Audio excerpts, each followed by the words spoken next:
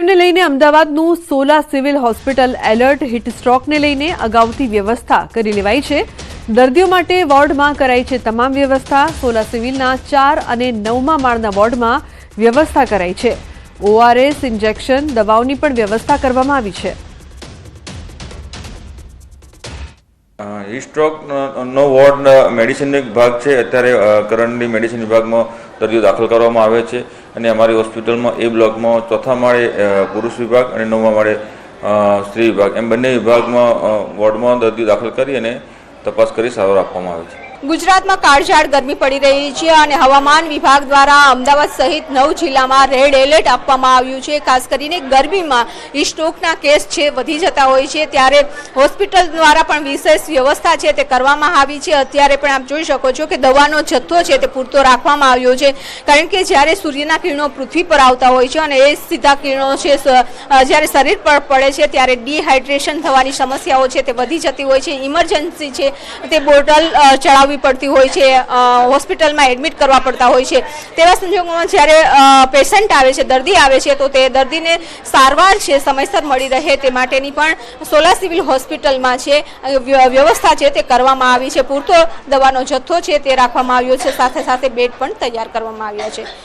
વિભુ Patel, news 18 Gujarati, Ahmedabad.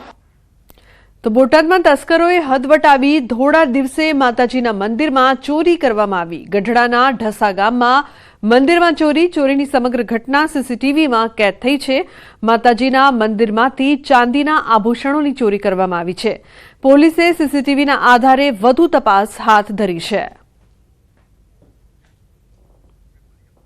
તો ચોરીની આ સમગ્ર ઘટના સીસીટીવીમાં કેદ થઈ છે। જોઈ શકાય છે કઈ રીતે તસ્કરો ચોરી કરી રહ્યા છે, તેમને કોઈ જાતનો ડર ન હોય તેવું લાગી રહ્યું છે, કારણ કે ધોળા દિવસે માતાજીના મંદિરમાં ચોરીની ઘટના સામે આવી છે। તો બીજી તરફ સુરત જિલ્લામાં તસ્કરોનો તરખાટ યથાવત છે। કામરેજના નવાગામ ખાતે બની બાઇક ચોરીની ઘટના। માંકના ગામમાં યુવકે પાર્ક કરેલી બાઇકની ચોરી ઉઠાંતરી કરી નાસી છૂટ્યો। ઘટનાના સીસીટીવી ફૂટેજ કરતા નકલી ચાવીથી બાઇક સ્ટાર્ટ કર્યા હોવાનું જાણવા મળ્યું। તો સીસીટીવીના આધારે કામરેજ પોલીસે આગળની કાર્યવાહી હાથ ધરી છે।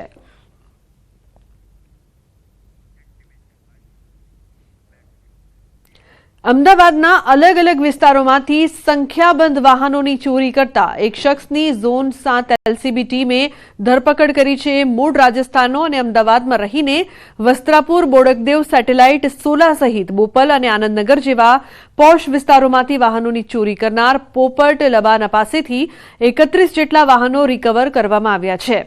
આરોપી પોતાની મોડસ ઓપરેન્ડી મુજબ ડુપ્લિકેટ ચાવી વડે માત્ર ગણતરીની મિનિટોમાં જ 2 વ્હીલરની ચોરી કરીને ફરાર થઈ જતો હતો।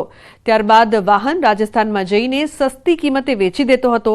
મળતી માહિતી અનુસાર પોલીસ પૂછપરછમાં સામે આવ્યું છે કે છેલ્લા 5 વર્ષમાં 2 ડઝન કરતાં વધુ 2 વ્હીલર ચોરીને અંજામ આપી ચૂક્યો છે। એક મોટા વાહન ચોર પોપટ કુમાર નિયાલચંદ લખાના ઉંમર 43 વર્ષ, રહેવાવાસી ડુંગરપુર, રાજસ્થાનની ધરપકડ કરવામાં આવેલ છે। એક મોટા વાહન ચોર છે અને છેલ્લા 5-1 વર્ષમાં 32 જેટલી મોટરસાઇકલ પૂછપરછમાં એમને કબૂલી છે અને આ બધા મોટરસાઇકલ રાજસ્થાનમાંથી રિકવર કરવાની કામગીરી ઝોન 7 એલસીબી કરેલી છે।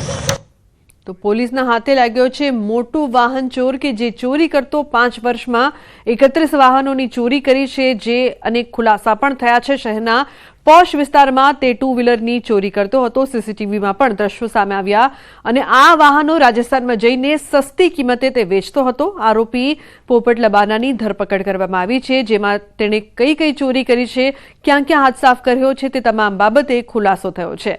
તો સીસીટીવીમાં દ્રશ્યો કેદ થયા હતા કે કઈ રીતે તે ચોરી કરી રહ્યો હતો, પરંતુ તસ્કરો બેફામ બન્યા છે। બોટાદ હોય કે પછી સુરત કે પછી અમદાવાદ, ચોરીની ઘટનાઓ સતત વધી રહી છે। એક તરફ માતાજીના મંદિરમાં ચોરી, તો સુરતમાં પણ દ્રશ્યો સામે આવી રહ્યા છે ચોરીના।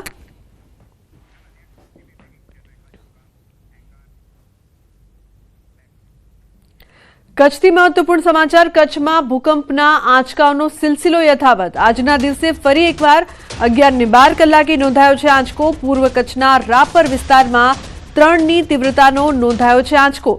ભૂકંપના આંચકાનું કેન્દ્ર બિંદુ રાપરથી 16 કિલોમીટર દૂર વેસ્ટ સાઉથ અને વેસ્ટમાં નોંધાયું છે.